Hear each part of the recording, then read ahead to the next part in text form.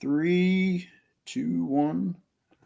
Yes, off and running once again. It is good to be back, everybody. Hope you had the cliche but expected Merry Christmas to everybody. And yeah, first show I've done, I believe, since I did a live for my first live in a while for Tyson Fury and Alexander Usyk, which, by the way, I agreed with that decision. Congratulations to Usyk because that guy, very hard worker, and I think it's his time. So step back, people, and just let him have that one. And Tyson Fury, nothing to hang your head about because I mean he's done everything under the sun in the sport. So um, Tommy Fury, on the other hand, a lot of work cut out for him after dropping out of the Darren Till fight. I think it's been that long since I've been on a live to where the last time I did one or did a podcast of any kind, that fight was still supposed to happen with him and Darren Till. But welcoming on a very cool guest today. I should say tonight where I'm at, but Mr. Bet Sam. Yes, as it says in the corner down there. I so excited about this one because you have a very unique angle with your page where I think a lot of people just do the, like calling fights or they are a former fighter or they're a coach or something like that.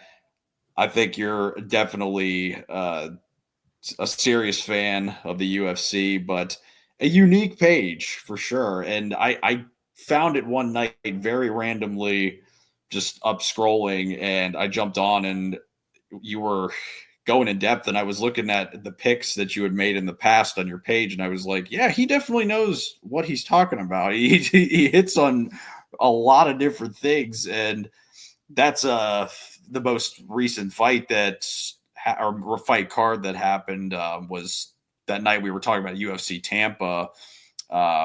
Joaquin Buckley got the dub. Quite a lot of stuff has happened since I've gotten on one of these pods, but it's awesome to have you on. And yeah, I'll jump into that to start. How did you? Because you just launched your page. You were telling me before we started in January, Yeah. and what got you into doing this?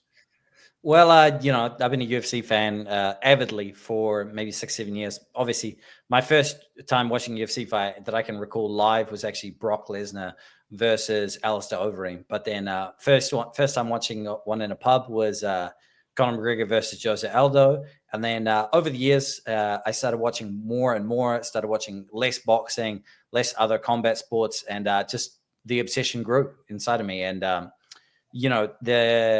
the time I remember there was this weekend I went out and watched it with some friends, and we all sat around drinking beers, watching the fights. And I came home and I actually said to my wife, I was like, this is my sport now. I'm obsessed with this shit. And so I've been watching UFC since COVID time, which was a few years ago now. I've not missed a single UFC event since then. If I don't manage to watch them live due to work or family commitments or whatever, the second I get back home, it's we're throwing on the replay. I watch every single fight, the women's fights, whatever. It doesn't matter. If you're not ranked all the way through, I watch the full thing. Obviously, sometimes with the boring fights, it's hard and you gotta stare at it. But there is not a single fight that I miss. As far as my channel, I was sitting here in Todong where I live, and I was just moving to the region, and I was watching a channel called We Want Picks, and they're one of the bigger MMA predicting channels in the space. And I was watching the Angelo and Jacob talk, and I thought to myself, man, I can do this. I had literally just predicted the full card for UFC Paris. I'd been betting and making profits. I predicted Sean Strickland upsetting Israel Adesanya. I had predicted multiple fights and rounds, multiple outcomes, turned small amounts of money into large, copious amounts multiple times over. And I thought to myself, why not give this a try? And to be honest, when I started the channel, nobody watched. I made maybe 50 videos that were getting, absolutely no traffic. Nobody was watching them. Nobody was, but I was still making them. And then I got a few encouraging comments, people coming along for the journey. Now, fast forward, it's been 11 months. And, we got 4,000 subscribers. We're going strong. The community is popping off. The Discord has a few hundred members. People blowing up my phone week in and week out, asking for the picks, asking for predictions. I have a series called Slam of the Week that has over an 85% success rate as far as accuracy on picks. It's got over a 50% return on investment. So, there's absolutely there's space for me here. And I think 2025 is going to be my year. Thank you for having me on, by the way. Oh, of course, brother. And that it's cool to see people take off like that, kind of from the beginning, because I know that feeling of just putting out stuff and feeling like, nobody is jumping on here, but you have fun with it, and it's kind of more about the, like, oh, I have this goal and I have this goal, and you would do it for free. And especially when it's people who are doing it with, because UFC and really MMA mainstream, it's so young, and to think that the UFC just turned 30 recently it blows my mind. But this is because I've watched it, Scott, since I think like 2004 or 2005. But I could tell, watching that live that night when I first saw you, it was like, yeah, it doesn't sound like he's just, talking sports, and like you definitely, maybe sports, but I live for this shit. Yeah. And it was such a I wouldn't say that boxing I'm as into, but love the combat world. When it comes to different, I would watch any MMA Quick promotion. interjection. You opened with the Tyson Fury live and stuff. Who did you have in that fight? Oh, it was Usyk. Before you picked it, you picked Usyk or you picked Fury? I picked Usyk. I had him by decision, and then whoever the co-main, I can't even remember who the co-main was now, but nobody cares. Yeah, nobody. Yeah, it's just that's one thing with it, is that it's I if I could watch like all the one fights and all the PFL fights. I mean, I've had a guy on here who works for the PFL, and he's now doing the recording and editing the podcast for Pound for Pound, the Henry Cejudo and Kamaru Usman podcast. And even he doesn't. I can't say I've ever watched it. It's good. This Pound for Pound podcast. It's good. Yeah. I thought you meant PFL. Yeah. The Pound for Pound pod is pretty good. People give Henry a lot of shit, because of the King of Cringe stuff, but it's definitely interesting, and he gets good guests. I mean, he just had Habib on the other day, and he does interviews, but I feel like it's kind of it's more rare to see him do interviews, as opposed to like, I'm thinking of different names off the top of my head, like Colby or something like that, or Dustin. I just stayed after. God bless. I mean, after Habib retired, he retired. He wasn't like, I might come back. It wasn't a ploy. He meant it. Yeah. Yeah, exactly. Yeah. And that's where I'm like, Conor McGregor is just turning into the Brett Favre of the UFC, because that guy just, and I couldn't believe when I saw that he was going to fight Logan Paul. But when I thought about it a little bit more, it makes sense, because they're under the same. I think that's all agreed upon, no? I believe. If I'm not mistaken. I think it's all agreed. In India. Somebody said India? What the fuck? Yeah. I kind of like that. Does India actually have a big market for boxing and combat sports? I honestly have no idea. Almost every Indian gentleman I've met doesn't either watch fights or has no interest in watching fights. So yeah, it's odd to me. Maybe I'm not meeting the right Indian guys. I don't know. Yeah. I'm asking that question myself, because I watched, pretty much every Conor fight, I think, under the sun since he's been in the UFC, but I've watched all the replays, whereas I don't with Logan. And I'm kind of wondering what their angle is. Is it like to bring in, because Logan's a wrestler, to have those people drawn in and the UFC fans? But I do like that it's kind of a middle finger to Jake, to fight Logan but at the same time, Conor, I don't know where he's at with, that those fighters never lose the skills, but the ring inactivity, I don't know. When he's boxing too, it could be a different story. I mean, Logan maybe goes in there, and I don't think it matters against Logan Paul. I don't think it matters. Yeah. I think Conor could come off of a 3-day bender and probably beat up Logan Paul. But that aside, I mean, you could make the argument. People would talk about Conor McGregor failing to beat up Floyd Mayweather. Floyd Mayweather is one of the best defensive boxers in all of history across all weight classes. So I think that aspect is kind of irrelevant. Logan Paul will be hittable. He will be there to be hit by the shots of Conor. Logan is obviously bigger. I don't think it matters. One is a 2-division UFC champion. The other one is Logan Paul. And, people talk about Jake Paul. Jake Paul would beat up Logan's ass easily. So I don't think that matters. But honestly, I just wish Conor would just stop fighting, because I'm so sick of his bated breath lines, all the rest of it, commenting on everything, soaking up the airspace when we could just be giving this air to new stars. The sport can move on. Let's let him go do whatever celebrity nonsense shit he's doing.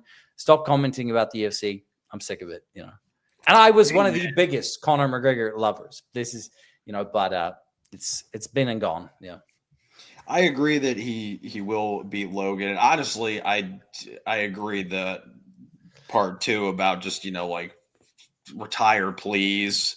But I think in the future, it's these guys eventually, I think they're going to fight Jake. And it's like, okay, I guess, the influencer thing is here to stay. But that's one that I've been saying from day one that I think is going to happen eventually, is Jake is going to fight Logan. And like, if they're going to just go for, Logan's like he's going to fight his brother, you think? Yeah, I feel like honestly, if I had to make a prediction, I would say I would expect to see that fight before I see Jake versus KSI. That's my crazy. Maybe that's a crazy prediction, but that's what I feel is going to happen: is Jake versus Logan at some point. People are saying that they don't think Canelo is ever going to fight him, but he kind of warmed up to it recently in some interview. He said, after I take all these challenges, he's like, then I'll take a money fight with Jake and have fun there. But I don't know. It depends where KSI is. Is he gonna just go with the influencer fights, and Jake is gonna really try and fight like Daniel Dubois or something like that? Ugh. No, just no. Yeah, I mean, listen. Yeah, like, can Jake Paul fight? Sure. Is he a professional boxer? No. People are so naive to the fact of father time, and also boxing as a sport comparatively to other sports. Fighting an MMA fighter in boxing is not the same as fighting an MMA fighter in MMA. It's not the same as fighting Tyron Woodley at the time when he fought him, as fighting the champion that was Tyron Woodley. I mean, you got to remember, Jake Paul started off beating up the likes of Ben Askren, so he's been working his way up in the tiers. He's clearly on steroids. The fact that he's just blatantly blasted full of acne, when we had footage of him all throughout his early 20s and stuff, and he didn't have a single spot of acne on him, is whatever, bro. Like, this is, it's absurd, so it is what it is. That I don't care. That's all my breath I have for the Jake Paul scene. Let's move on from that.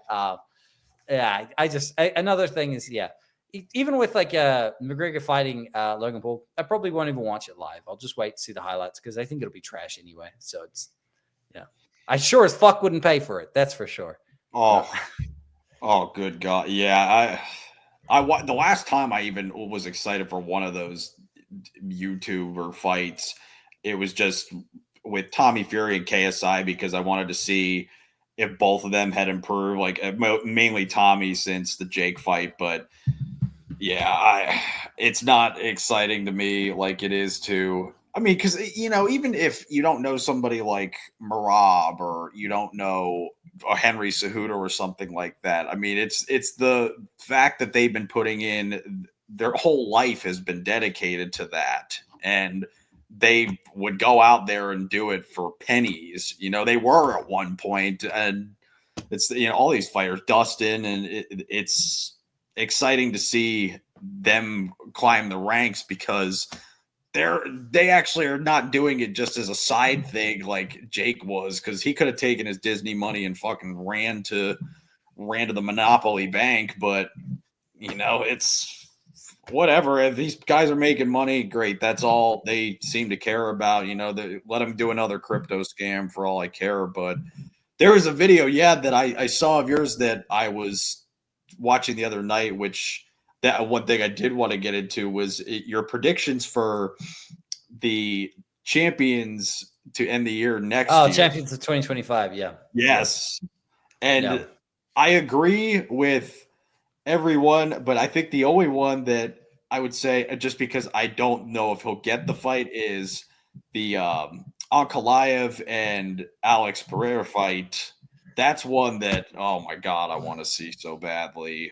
But we'll start with the lower weight classes.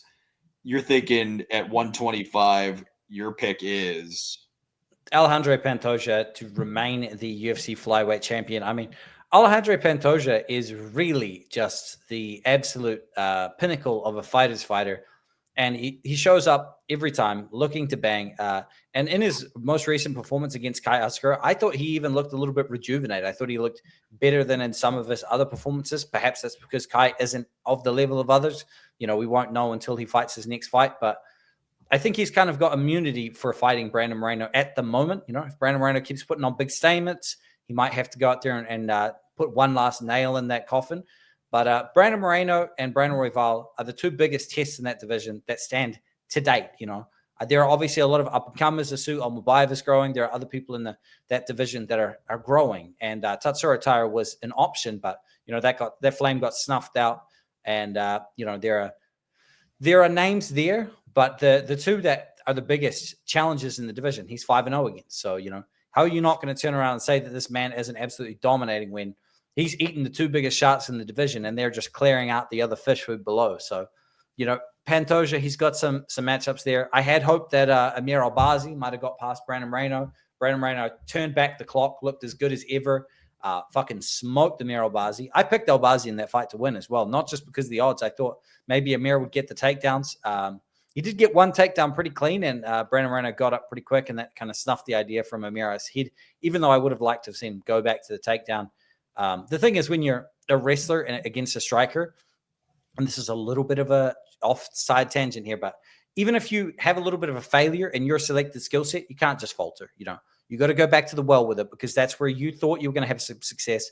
And if you're not going back to your selected skill set, even if it's just to plant the idea, you're not going to have success, because there was never a world where Amir Albazi was going to win an outright striking match against the likes of Brandon Moreno. But yeah, I'm taking Pantoja to win all the fights that he has in 2025, remain and close out the sector, not only as champion, but I think Pantoja solidifies himself as arguable GOAT of 125. At the moment, it is Demetrius Johnson, Mighty Mouse, but Pantoja's doing it arguably in a tougher time. Demetrius Johnson bought some of his title defenses were against significantly lesser competition to the likes of all the people that Pantoja has defeated so far. So, man, that's exactly the question I had. A damn good point about Mighty Mouse, as accomplished as he is. In the grappling tournament, to finish a guy who's 240 pounds, who's a black belt at his size, it's incredible. But it is true that it's leveled up with Pantoja, the competition that's out there, and that's going to be the argument forever about these guys. Whereas on the other end, you have somebody like John Jones and Tom Aspinall, if we ever get that one. I'm so sick of hearing about it at this point. It's like we're gonna get it. We're gonna get it. Unlike Conor McGregor, they're not just dangling a carrot here. And the reason I say that is everything that John Jones said in his interviews, the way he was talking about Tom Aspinall's character, it was all a money ploy, and he alluded to that himself. It was all saying, "Hey, if you want to come and take John Jones, you want to take all the shiny belts that I have, you want to take away the aura that is me, it's going to cost you." So for him to step in there against Aspinall, he wants the money for it. That was the entire ploy. It's, hey, Dana, let's add some zeros to that paycheck. And Dana White said it's going to happen. So this isn't Francis Ngannou versus John Jones where they're going, we're not going to pay them the money. They're going to pay the money. It's going to be an investment into Tom Aspinall's future. And Dana White's willing to part with his purse strings, I guarantee. The narrative that John Jones is scared of Tom Aspinall, I think, is also kind of ridiculous. I mean, scared in the sense that he's scared of, losing because he could, but he's been out there fighting the best of the best for, years and years and years. It's been over a decade that John Jones has been taking on all comers, taking on athletic freaks. Everyone was the next guy to dethrone John Jones. And, so for him to say he's scared, then why was he not scared of the past 12 years of fighting the absolute killers of every single fight, so. Oh, it's ridiculous. That is one thing that DC was dead on about, saying that he was not scared to fight him in one of his podcasts he did with Ben Askren recently. It's true. I mean, I watched a replay the other night. I had it may have been the UFC channel on, but it was a replay of Jones and Gustafsson, their first fight, and to see how that sort of looked dated to watch, even though it wasn't that long ago, but that's how long he's been around, just handling every challenge. And everybody always said, oh, this is, DC, when he fought him the second time, I remember going into the final round before the head kick thinking, DC is winning this fight. I was like, but John, I wasn't sleeping on him because I was like, there's going to be something he's going to do. He always does. And beautiful enough, finishing sequence in that fight as well. Beautiful. That was fan bloody-tastic, as they say in the UK. But it really was crazy to go back and watch. Speaking of Conor and Dustin, actually, there was a press conference when Conor and Dustin fought the first time. This is, I think 2013, right before Jones and DC had that brawl. There was a video of them, the four of them, doing a press conference, and in between Conor's, all the now iconic lines, the pea head commented, he's a hillbilly. Yeah, it is. Yeah. God, all the stuff that was Conor at his absolute best on the mic. But there was a question asked. Somebody asked DC about the head kicks, the tendency to leave himself vulnerable to those. And that's exactly, I'll be damned, what happened 4 years later. Was that 2017 in the summer when they fought each other? John Jones has, I think that's something he doesn't. I don't think he gets enough credit for his fight IQ. I mean, probably the highest fight IQ in history. I don't know who would even come close to him when you think about it. I mean, people want to say on the ground, or if they're talking striking, that's a different thing. I mean, collectively. I think collectively you would have to look to Mighty Mouse. Mighty Mouse is he always finds wherever he's better than his opponents and utilizes that in all of his fights. But the thing that John Jones does, he's not just good. He's not just smart. He's fucking mean. He'll poke you in the eyes. He will kick you in the dick. He will stomp your knees. He does just about the most malicious possible techniques that you can think of. He'll elbow you in the back of the head. And, my rugby coach used to say to me that if you're not cheating in the match, you're not trying. And John Jones is definitely a testament to that because, my God, he is the dirtiest fighter without actually, getting towed across the line. And I fucking love it. He's a savage, man. Obviously, every dog has their day. I do think Tom Aspinall probably has his number, but I don't think it's open shut. And, oh, wow, let's run to the bank, throw our money on Tom Aspinall.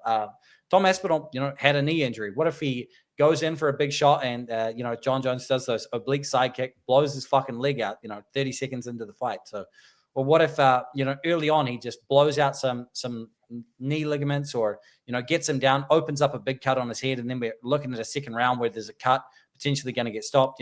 Fight goes longer. They're both slowing down. What does Tom Aspinall even look like later in the rounds? We know that John Jones can go long. We haven't seen it with Tom Aspinall because he goes out there and finishes everybody so quick. So what if John Jones gets a takedown early? We haven't seen Tom Aspinall off his back. There are so many questions there on the Tom Aspinall side that everybody's ignoring because of his glowing resume of first-round finishes. Whereas on the other side, you've got John Jones never being finished. I don't even know if he's even been knocked down. So it's a crazy assumption to believe that simply because he's younger and the more natural heavyweight that he's going to go out there and blow the doors off of him.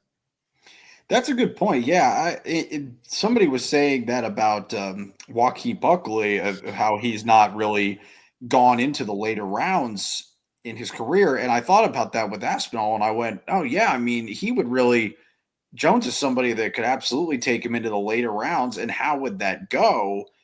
But it makes me wonder if he wins that fight, if Tom wins, who do you predict he would go against next? Would it be the Pereira fight?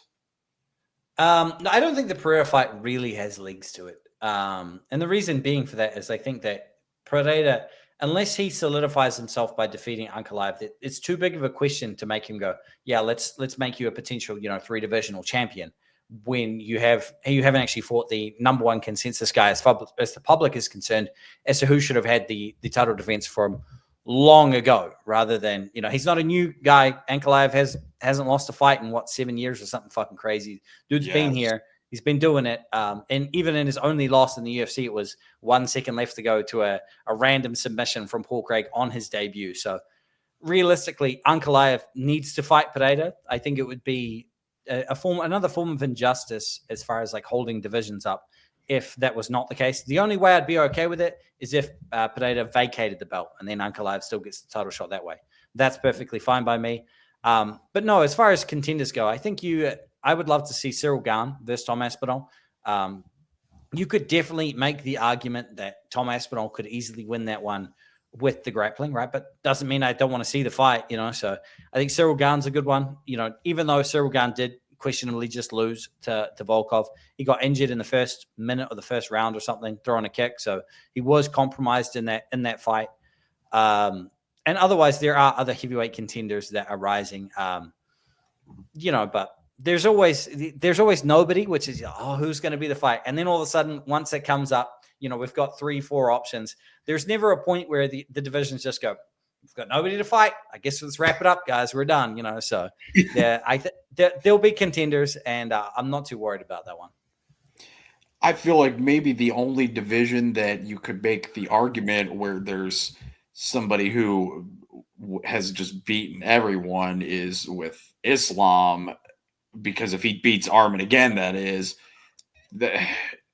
I don't see anybody dethrone in Islam for a while if he manages to win that one. I mean, would I like to see Charles fight him again? Sure. I mean, Charles went through murder's row to get that fight, and I want to give him the benefit of the doubt. He had a bad night, but it was a dominant win by Islam in that fight, a second round, and to drop him and finish arguably him. One of his best performances. Yeah, arguably one of his best performances of all time. So yeah, it's tough. It's tough, I guess. The 155-pound division, I see a lot of killers in there. And, you say that you look at me and the way I watch these fights. I definitely watch the 155-pound division incredibly closely. And furthermore, there are people that I could see as future title contenders all the way from, number 15 back in the top 30 of lightweight. So there's many, many, many people that could potentially be champions. One of them fighting, I believe he's fighting on the first card of the year. If not, he might be fighting on 311 itself, is Grant Dawson. Grant Dawson, I believe, has future UFC champion written on him. Oh, yeah. That is one that I have to give credit to, and he's a good guy outside of the cage. The guy I know, Dylan Rush, is a buddy of mine, the one who works at the PFL and does pound for pound. He's interviewed him. He has a champion's mentality, and I would love to see him hold that belt. I wonder about Islam if he wins. Do you see him jumping up to 170? Do I see Islam going for the 170-pound title? Not really. There's been talk of it. There's been talk of the 170-pound title, him going up for it. Do I think he's eligible if he defeats Arman Sarukian? I do. I do think he's eligible. But the problem with that is that I don't think you should just be storming the gates going for a two-division belt when you have so many 170-pound rightful contenders. You got Joaquin Buckley, who's waiting in the wings. Shavkat Rakhmonov, who's been out there doing God knows what there with all the rest of them. And there's other killers rising up, even Carlos Pratas with 1 or 2 good wins. JDM, another good win under the belt. So 170 has never been more alive than it is right now. So even though, Islam wants to go do that, do we really want to see Islam go up and hold up 2 divisions in that space? If he relinquishes the 155-pound title, I'm all for it. If he tries to keep it and then also go up, I think it's just, I don't like seeing championship fights just pushed off into the future. Nobody knows how long they have on this earth, so why are we slowing down UFC title fights? Let's have more of the fucking things. Yeah. Did we not learn from Conor and Tony and Khabib's situation with the belts being held up? And God, this interim title bullshit is just I've been over that for quite some time. But 170, yeah, I mean, it's so true. There's so many JDM, Sean Brady, Bilal. I even forgot to say Sean Brady. Sean Brady's up in there too. I don't know. I mean, for 170, that one's going to be interesting to see. I think for me, that's the most excited I am for any division next year to see who's going to be champion, because I do agree that I think Buckley has the potential to be a champion, and I honestly want to see that. If I had to pick somebody at 170, nothing against Leon. I love Buckley. I love that guy. He's an amazing human being, amazing athlete, and dynamite to watch. Yeah, he is. It's the same with. I don't have anything against Bilal. I don't have anything against Leon. It's just Buckley has something about him, and I thought people were being a little too rough on him. What the hell? Why not take a shot at calling Conor out? I mean, everybody else under the sun has. There's probably people. I think he would put him in a body bag, though. He hits so hard. He's so explosive, and he's a big dude, and he's been dealing with that 185-pound power. He had striking matches with Chris Curtis, Nasruddin Imavov, a bunch of dudes up at 85. So yeah, I think he would just absolutely murder McGregor. that wouldn't be competitive. Dana White said he didn't want to put Jorge Masvidal against McGregor because he thought Jorge would blow the doors off him. So, Buckley would absolutely put that dude in a body bag. I could see them. If George comes back, they're talking about Vicente called George out for a fight at UFC Miami, but it's like keep him away. George, I think just guys fight Nate Diaz in boxing again or something like that. Let the division move on. But yeah, that's a good point. If George was not going to fight Conor, don't put Buckley against him, because he put it on Colby in that fight. And it was not to go down that route again. Did you say, that the Nate Diaz, did they give that to Nate Diaz? I don't remember that fight. Did they? They did. Yeah. That's absurd. I remember watching that and thinking that Nate Diaz landed like nothing of consequence that whole fight in that boxing match. It was absurd. Fucking stupid. And the commentators were glazing Nate Diaz as well. He'd throw in like slap punches and they're like, oh, yeah, Nate Diaz is coming alive. I was like, what the fuck? Like, let me go. I'll get off the couch and fight him. He looked terrible in there. He looked absolutely like laughing stock level. I'll admit, I stayed up to watch Nate and Jake because that was about the only time I really was interested in. It's like truly felt myself like, okay, I'm intrigued to see how Nate looks out there. But when he fought George, I mean, it was better than I expected from both of them. Still, that was egregious. That decision was, and I don't know what Nate is thinking. I mean, honestly, if you're Conor and you're going to come back for anything, fight Nate 3 and then just be gone. Don't do this shit with Chandler anymore, because it's not. I asked somebody about fighting Chandler on a podcast like back in September. And then I think I asked somebody on another one like back in April or March, whenever that was. So if that's happening, I don't just do it and don't build it up or anything. I won't believe it, honestly, till Conor's locked in the cage that he's ever even going to fight again. But yeah, Buckley, don't put him against Conor. Jesus, that's going to be it's like the rumors of Conor, when they said, oh, he's going to go back down to 145. No, he's not. Yeah. I don't even think he physically could. Like, even if he had all the will in the world, I don't think you can, struggle to make the weight the way he did and then blow up for years and years. They never make their way back down. I used to weigh throughout high school. I weighed like 66 to 72 kilos. So in pounds, I think that's somewhere around 145 to 150. 155. That's sort of what I weighed. I walk around today like 240. So 240 pounds. 100 and I'm like 105, 106 kilos. So that the thought of me trying to ever get back to that, even with fitness or all the rest of it, would be insane. Yeah.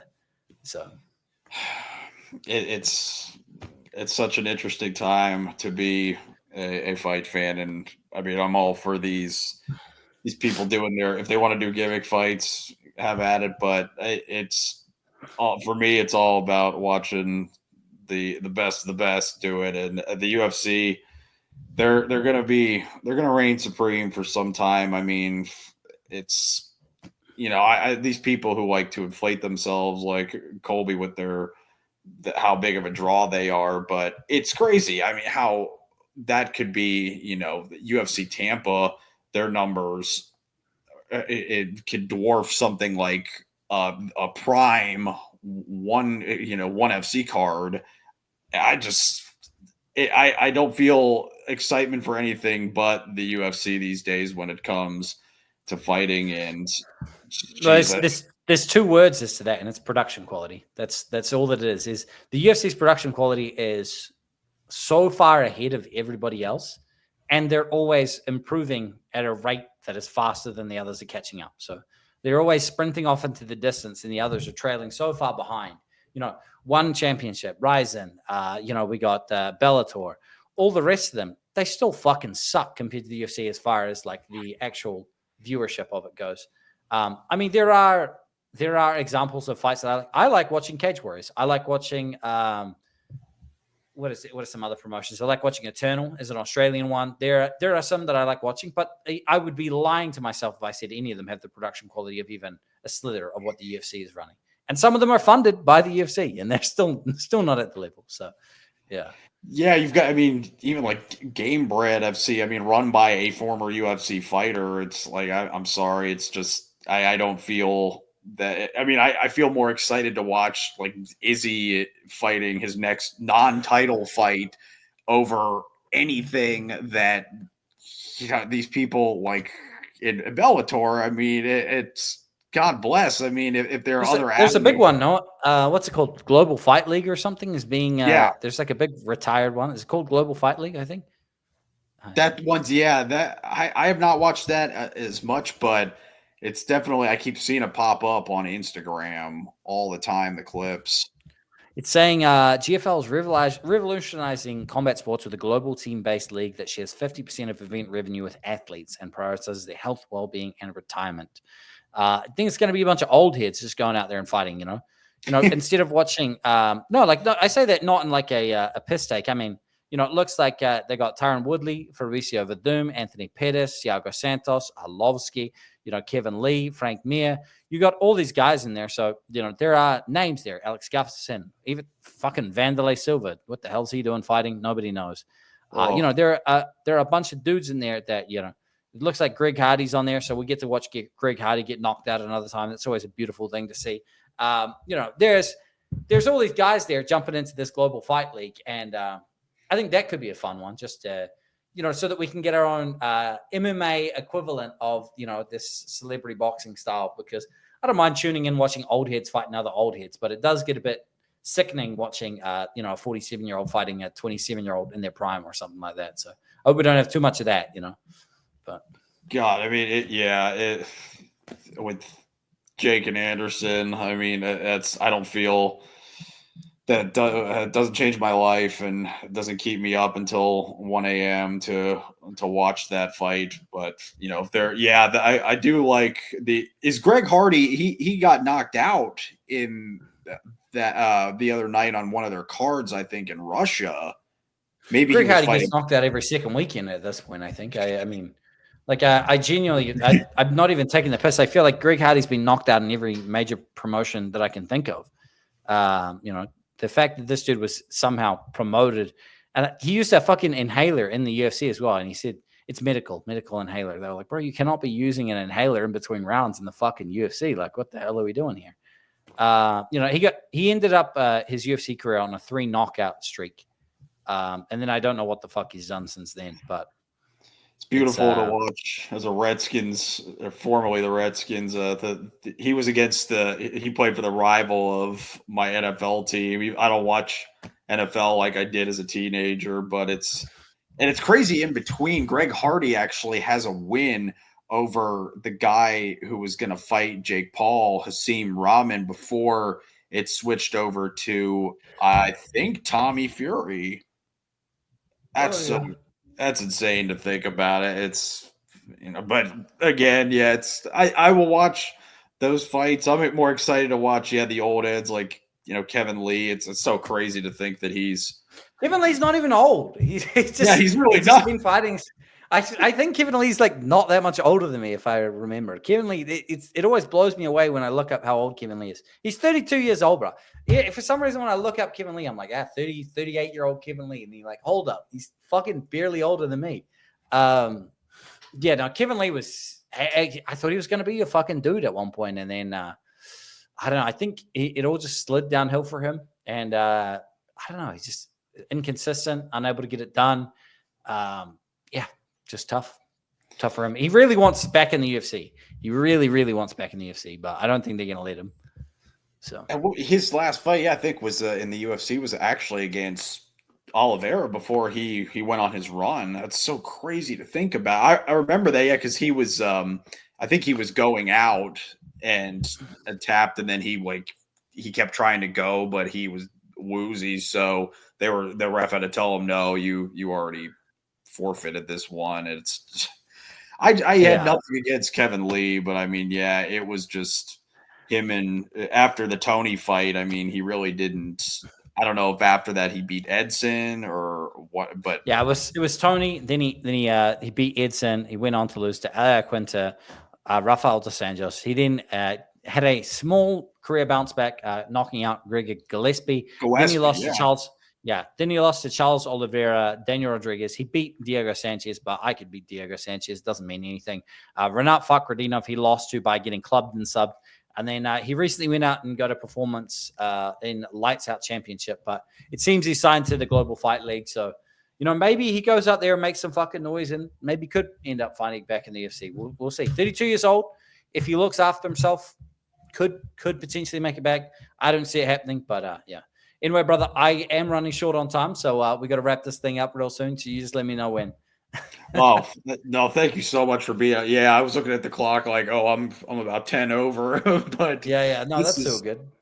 I would love to definitely hop on and do one of these again. I'm thinking I have so many ideas for the first month of the year next year, as what in like a day. So if I do a watch party or something like that, it remains to be seen. But these interviews, just when there's nothing going on, I think it's definitely something that I get up in the morning for, because that's like we were saying at the beginning, it's growing, MMA mainstream, and I think that you are somebody who is going to be synonymous with the UFC and with MMA, and just keep your channel, keep it moving forward like you have been. I mean, all the credit for God for 11 months, what you've been able to do, praying for that Dan Hooker interview. And I know this got to be an exciting time for you, a busy time for sure, working and